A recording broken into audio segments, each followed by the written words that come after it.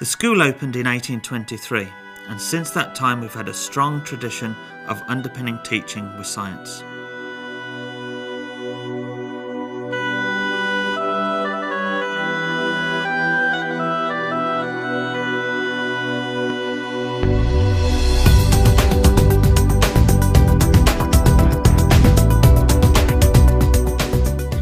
The school has two major functions.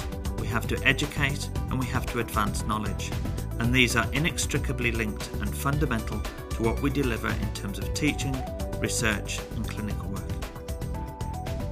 What we've created out here is a centre of excellence in both clinical work, teaching and research, and that involved taking a number of key strategic decisions, and one of those was in 2002 where the veterinary school became part of the medical school, and that sort of meets the needs of the One Health agenda. In other words, one biology, one health, one medicine, where work that's done in human medicine can translate to veterinary medicine and vice versa. So in bringing together the activities of human veterinary pathologists, we will produce a unit which will be able to do things that nowhere else in the world can do, which has the ability to really understand at a fundamental basis the processes of disease. So there's an enormous amount that vets and medics can do for each other in understanding what goes on. And I think it makes, as a teaching and training environment, it makes one which is really rather unique, because this is not just a traditional medical school or a traditional vet school, but a conjoined activity where of course we do the traditional things, but we do them in a broader sense with a broader series of interactions. Another strategic decision was taken in 2008 where the Roslin Institute was incorporated into the university portfolio. The majority of the school's research is now based in the Roslin Institute, and the director of the Roslin Institute is now the director of research for the veterinary school. This has been fantastic for us because enhancing our own research by incorporating the world-leading research at the Roslin Institute means that not only does that enhance our research portfolio, it means that the undergraduates actually have the benefit of being taught by some of the finest researchers in the world.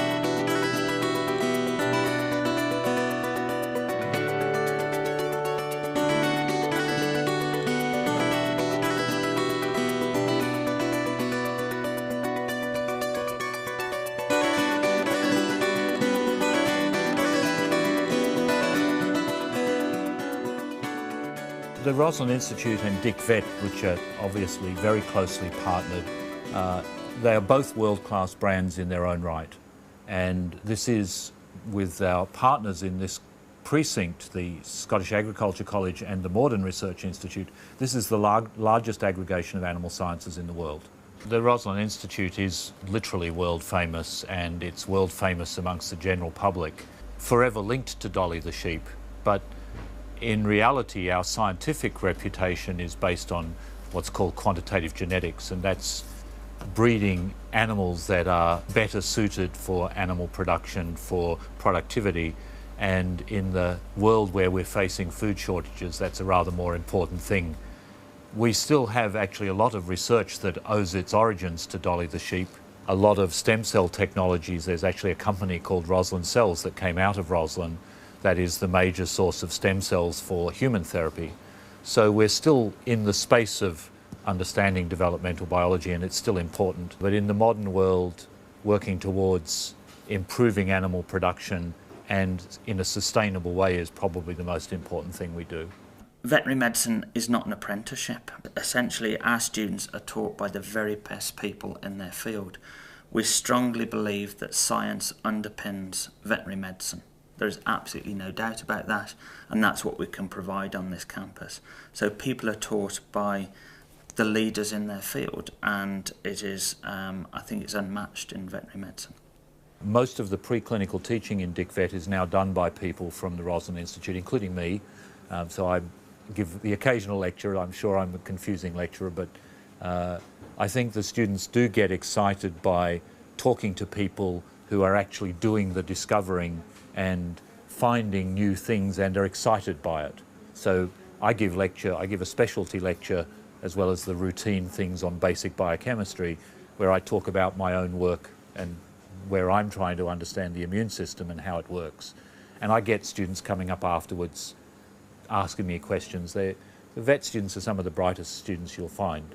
And it's stimulating for me as well as them to sort of interact with people who are still asking questions. So where we're situated here, we're obviously right next door to fantastic hospitals. We've got a great small animal hospital just next door, large animal hospital with equine and farm animal facilities, and of course the world-renowned Roslin Research Institute just across the road.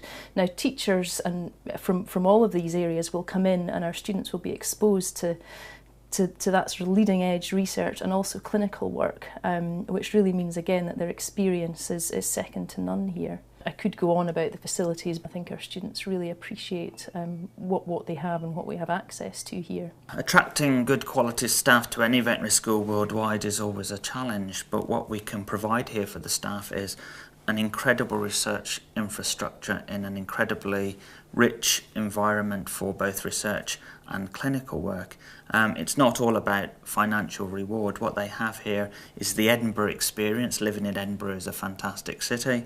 You're part of one of the best universities in the world, Edinburgh University, and you're on the best campus in the world for delivering veterinary medicine. Student welfare is obviously paramount, so when we think about the student experience, it's not just about their academic ability, it's about their overall experience of their 4 or 5 years that they spend with us. So each one of our students will have a personal tutor, and the personal tutor system is embedded in a house system, so we're trying to create a sense of family, a sense of belonging, a sense of support from staff, but also peer support from other students, which I think is really important. So we have a student welfare committee, which is very much student-led, but staff also sit on that committee, and we talk regularly about student welfare issues. So student welfare is very high on our agenda. We consider ourselves really a real global player in veterinary education, so we do attract students from all over the world. We have a really wide diversity, and I think that really enhances the student experience here actually, because students learn from each other. Students come in with degrees, and those students have different experiences and different strengths in particular areas, and they can really help support each other as a peer group actually. So I think it's a real strength to have that diversity of students working with us. You reach the top and you've got to keep going further up. You've got to get better. And so in the research side, we've seen that beyond our interdisciplinary centres, there's a higher level of activity in institutes, where we bring a number of centres together. We don't allow the centres to become new departments with walls around them. We blur those boundaries, we get increasing interaction. So for the vet school, there is the Roslin Institute and all of the activities that underpins in fundamental science relating to veterinary activity and how that then impacts on teaching.